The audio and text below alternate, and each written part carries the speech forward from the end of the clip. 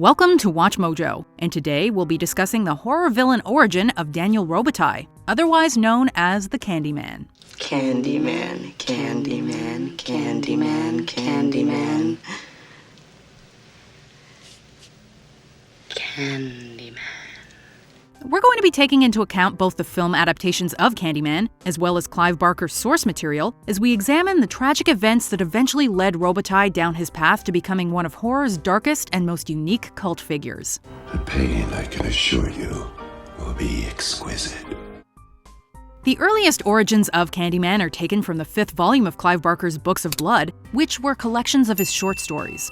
The Forbidden was the tale eventually adapted into Candyman, and it deals with a series of murders inspired by local urban legends. I came for you.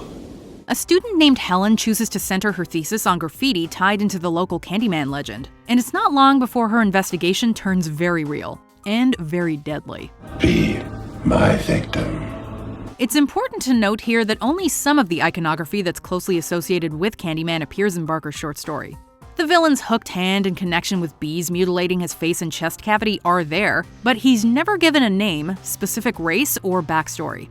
All of this material was thanks to the first film's director, Bernard Rose, who encouraged his stars Tony Todd and Virginia Madsen to flesh out their characters. It's thanks to Todd and Madsen's imaginations that we have the story of his love affair gone horribly wrong. The name of Daniel Robitaille isn't actually introduced until the second film in the franchise, Candyman: Farewell to the Flesh, where it's revealed that Robitaille lived in New Orleans near the turn of the 20th century. Your father found out that the Candyman was born here in New Orleans. His name was Daniel Robitaille. He was the son of a slave, a well-educated and talented artist who was charged with painting the portrait of Caroline Sullivan, a local woman and daughter of a well-to-do landowner. They fell in love. She became pregnant. The pair would fall in love and carried on an affair behind the landowner's back. This relationship was eventually discovered, and Robitaille was punished in horrible fashion. Let me go.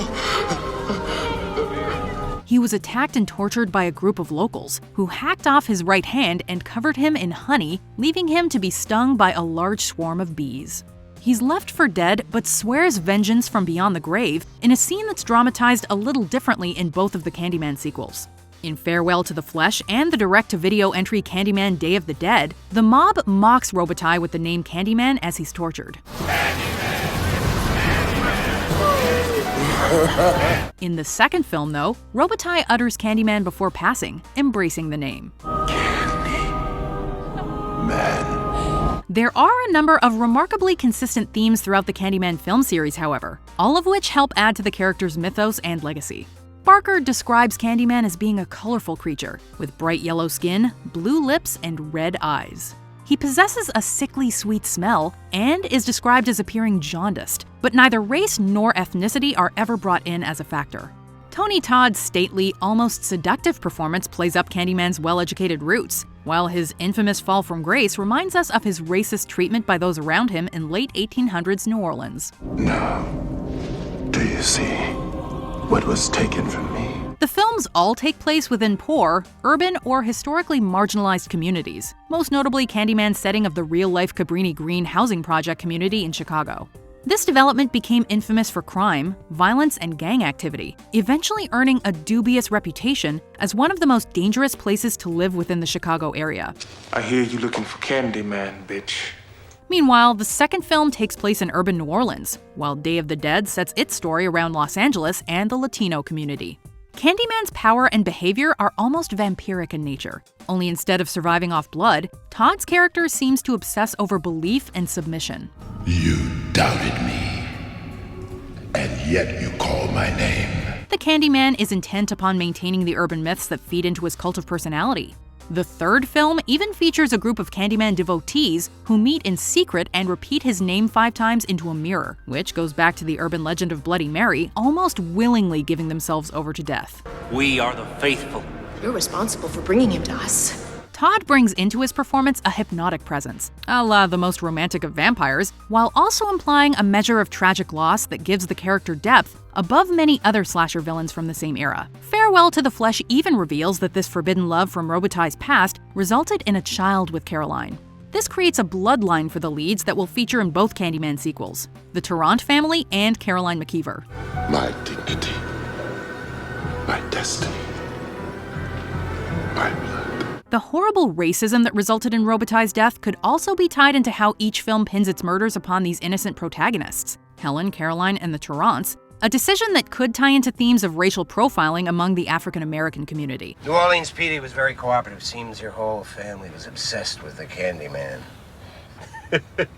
The bees are another element that features prominently within each film, starting with the swarm that mutilates Robitaille's face.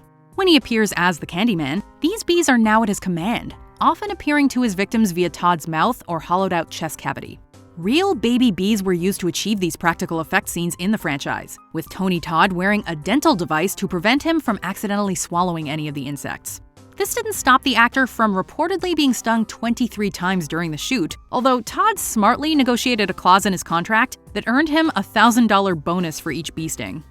Before we continue, be sure to subscribe to our channel and ring the bell to get notified about our latest videos. You have the option to be notified for occasional videos or all of them. If you're on your phone, make sure you go into your settings and switch on notifications. There really seems to be no separating Tony Todd's performance from the character of Candyman. Death is only the beginning. The man has just put so much of his own imagination and personality into the character that it easily lives alongside Clive Barker's original creation. In fact, it's not unfair to say that Tony Todd is the Candyman, an actor who helped flesh out and bring to life one of horror cinema's most haunting and enduring creations. Give yourself to me!